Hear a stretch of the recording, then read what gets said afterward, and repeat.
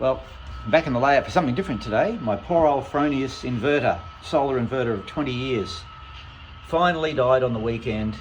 It probably could be repaired, but it's only a 1.5 kilowatt. No one puts in little systems like that anymore, but that's all I've got for now anyway.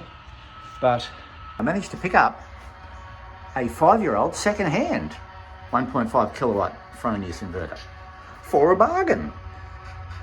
So it's back in, and we've just got a train going through to make sure that everything's clear.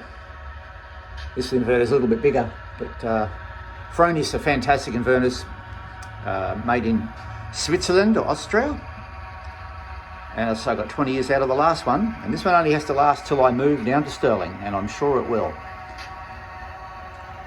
So that was my weekend's work, and I basically stole it, because most people have rather large systems now, but mine's only a 1.5 kilowatt, so I'm sure it will do this job for another at least 15 years, I reckon. See the aftermath of the install. Quite straightforward. If you're an electrician, of course, you have to be a fully qualified electrician. My biggest issue was this, what would you call that? Connector. Grommet, for the data cabling, because I couldn't put the unit up any higher, and it's back a little bit, but it does clear a double stack. It looks a bit worse than what it is, but it was there. So that was my biggest concern, because we couldn't go any more at the top, because you actually lift the unit in over a cradle, that thing there. So you have to be able to raise the unit up, but that's it, all good, and she's in. And what are we doing now? We're only doing 200 watts now, but the sun's nearly gone, so working a treat. The old unit is in perfect looking order. I mean, it's these things are built really, really well, and you pay for what you get, you really do. So the old Fronius, but I'm sure it's not much to repair it. But being 20 years old, getting parts, and of course someone wanting a 1.5 kilowatt inverter is pretty thin now.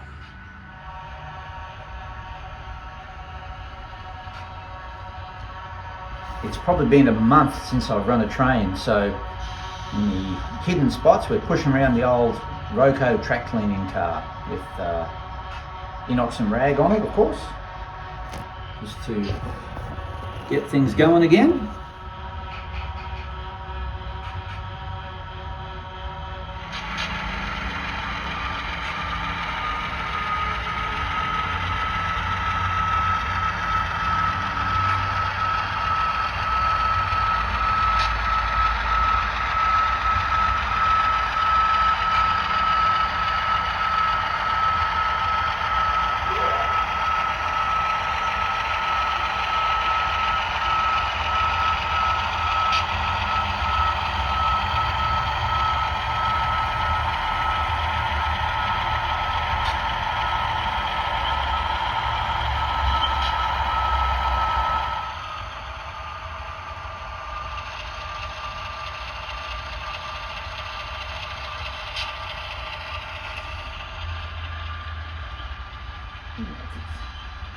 Could be time for a clean-up, lads.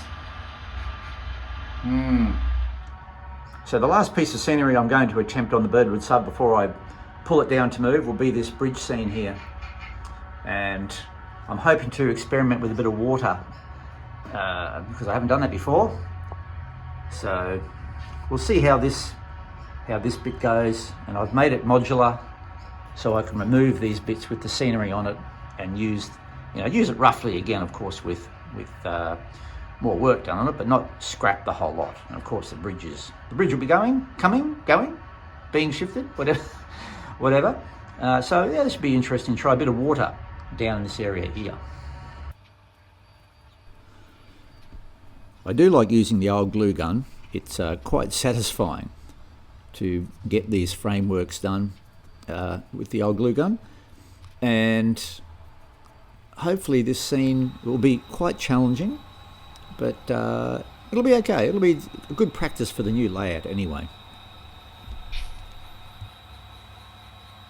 Now, I've spoken about this in another layout update, but one thing I hope to avoid and have planned to avoid in the new layout is having tracks behind bridges, stuff like this. Now, I know it can happen in the prototype, but to me I find it very annoying that you have a nice bridge and in the background you have some other tracks going across the background. So that's one thing I'm really hoping to avoid. I was going to actually put these tracks in tunnels, but you know, they're covering up more of the layout then.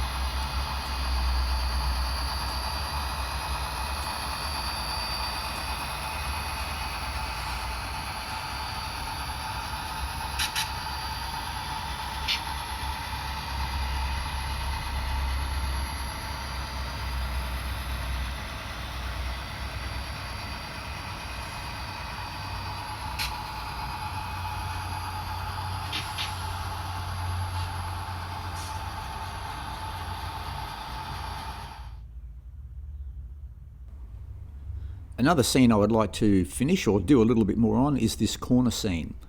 And what I'd like to do is do some more carved rocks. I've got some pictures there trying to get my hand around doing these hand carved rocks. And also, got some good photos there, and also do a corner background piece that I've made as a drop-in section, which we'll have a look at shortly.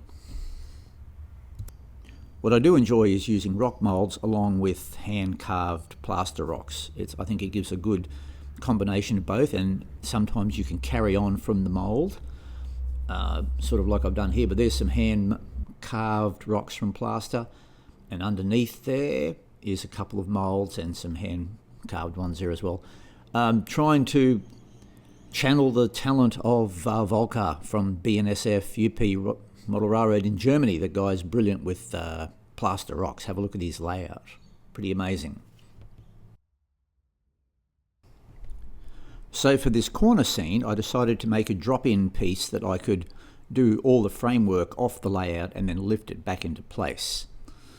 So the first thing was to make a cardboard template, so I could cut my plywood base from that. And there you go, there's the rough start. And magic, there it goes back in. And this is also for the new layout, so I can use this somewhere in a corner, redone of course, but have the main bit there, and that's just sitting in there with a gravity.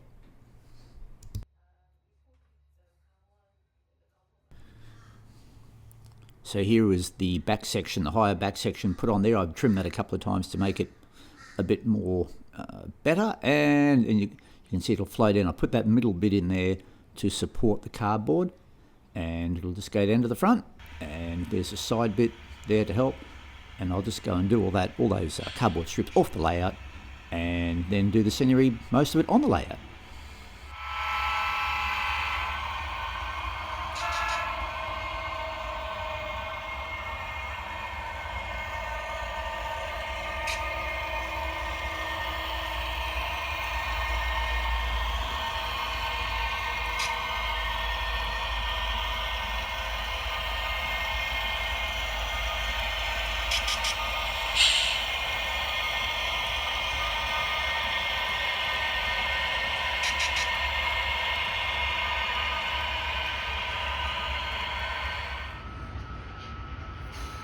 Well, with all that being said, we can only hope that I get my finger out and get this done before the layout's moved.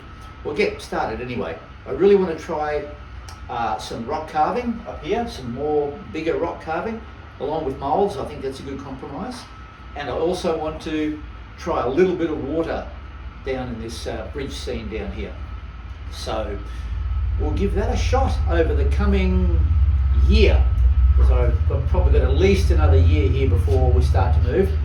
But on the subject of that, I'm off to Stirling in a couple of weeks, and hopefully we will have some interesting video for you and some updates from Mount Lofty and Stirling. So until then, take care, all the best, and we'll see you in the next video. Hooroo for now, thanks for watching, bye bye.